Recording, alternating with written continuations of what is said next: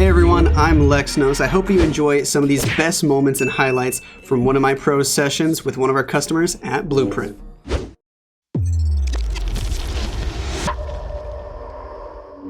The one thing I love about Queen Charge, the reason why it's my favorite, attack strategy opener in the game is just I feel like it's the one thing where I'm fully in control of what's happening. Super Bowler smash or any type of smash attack in general, yes, they can be very strong.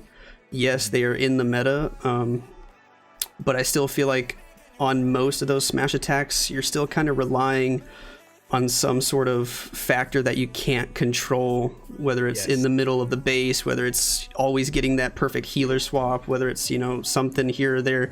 There's a little bit in my, at least for me, for my personal preference, a little too much that I can't control. I'm a bit of a control freak when it comes to this type of game. I'm having a pretty solid day today.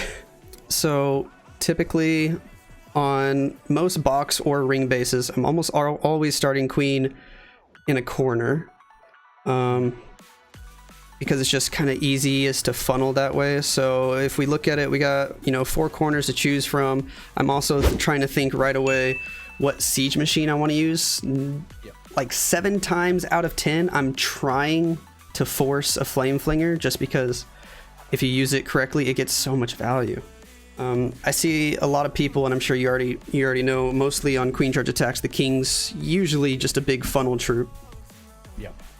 But a lot of people don't maximize the value they can get out of the Barbarian King.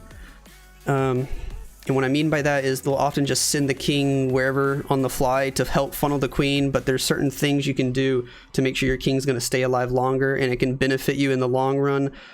Because he can, get an extra defense or 2, or he can even tank the Eagle Artillery for an extra round of shots, which could actually end up being super important. Stuff like that can save you from having to use an extra rage or an extra freeze for your Queen Charge.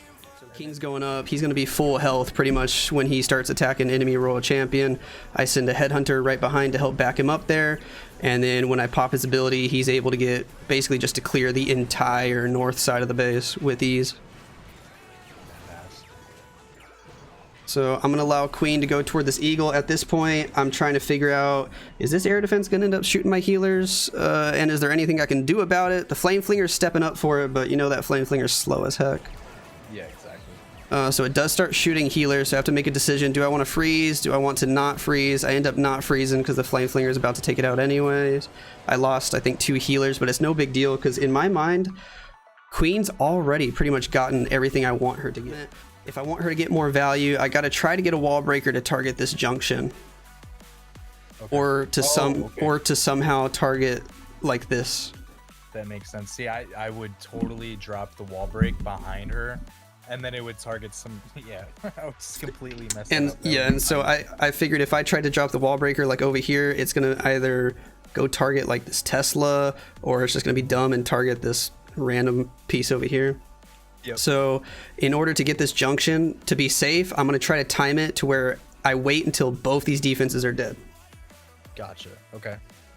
And so that timing is very important. I'm going to wait. As soon as the wizard tower is dead, drop that wall breaker. Was I paying attention? I was a little late. There it is. And boom, you see how that first one, while the gold storage was still alive, it targeted that junction? Yeah. And then the second one got dropped after the gold storage was dead, and now it's targeting the cannon. Makes sense. So that's just a little wall breaker AI tips. They actually target buildings, not walls.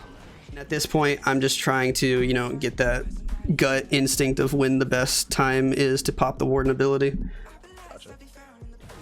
And so I'm trying to hold it. I let a few balloons die. Sometimes it's worth it if you can just get a little bit deeper and then pop that Warden ability and rage. Luckily, I still have a rage left over too, so this is going to get absolutely smashed here with Warden ability rage combo. And I still have more balloons for the back end. So, I mean, the Lalo, honestly, isn't even what makes or breaks this attack. It's all on the Queen Charge. The Queen Charge sets everything up. But on this particular base, I'm not even going to send Queen over the Town Hall. Oh, okay, gotcha. Okay. So my thought process when I saw this is I just love this channel here, all this value, and so I want to get my Queen in there. Makes sense. Okay. So what I can do is I can basically the idea that popped in my head right away is I can get her to start here at 6, kind of walk this way, go left.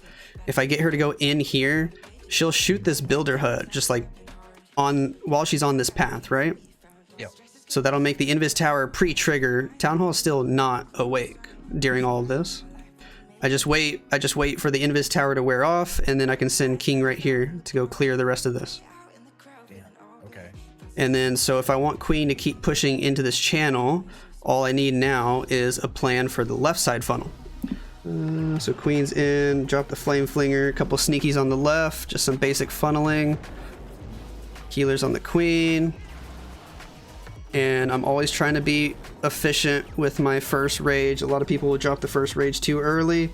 I think a lot of people would have already dropped it here because she was getting pretty low on health, but yep.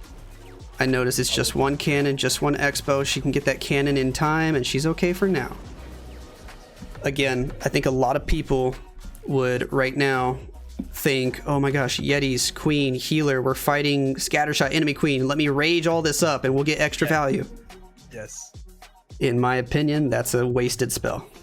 So the base identification there I think is super important. The spell usage on the queen is key. I think if I used that extra rage on the queen, she probably only would have gotten an extra 1, 2, 3, 4 buildings because of it, and the Lalo and the Royal Champion would have struggled without that extra rage.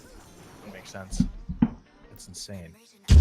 I have a plan for funneling the queen on both sides, and 7 times out of 10, flame flingers one side, king's the other. And so notice how I'm not dropping the wall breaker yet, because like I said, it would just target the cannon, like you guessed as well. So we got to wait till that cannon's dead, and then as soon as it's dead, boom, I should be able to drop a wall breaker. You still got to be careful with where you drop it, because if you drop it too far to the right, it is going to target this king pad. Makes sense. And so wall breaker AI, they target buildings, not walls, but they target buildings that are enclosed by walls. So if we're dropping it somewhere in this range, the 2 closest buildings that are enclosed by walls are going to be this and this, right? Makes sense. So we just got to make sure wherever we drop it, it's closer to the left square. So that basically says we got to drop it like here or further to the left, right? So let's see where I drop it. Raise the queen. There's the wall break right there. Boom. Yeah, and so the Lalo fizzles out here mostly because I had no spells to support them, but the Royal Champion, the Warden, and the healers actually come in clutch here to save the day.